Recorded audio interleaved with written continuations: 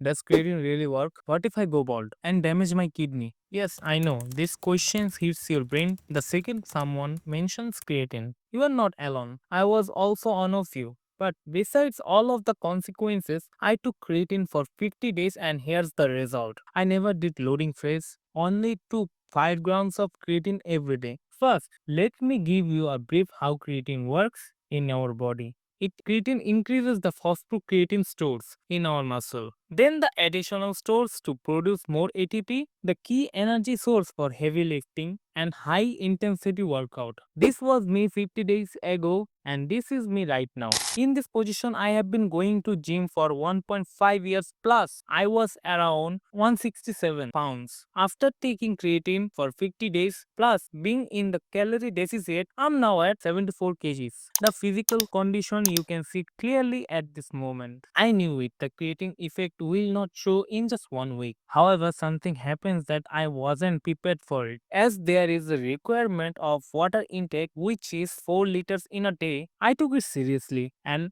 the outcome, I peed 3 times in an hour, as if I was spending my half of the time in the toilet. Sometimes I had to face the problem in the middle of the street, but I didn't face any kind of hair fall or something unexpected. Now the pros, this is obvious. It boosted my performance. I started sleeping better, training harder, helped me to faster recovery. People staring at me because I was lifting the heaviest dumbbell in the gym. My veins were popping out. My focus system has also improved. I was learning easily. But here's the thing what most people neglect it. Most of the people thought if they only take creatine, it is enough for the muscle growth. But it's not true. You have to fix your sleeping schedule, take proper nutrition and complete your protein requirement. If you don't complete your required protein amount, you can grow new muscles. If I lift heavy, that means more muscle breakdown and more protein to recover that muscle. So you have to focus on three things: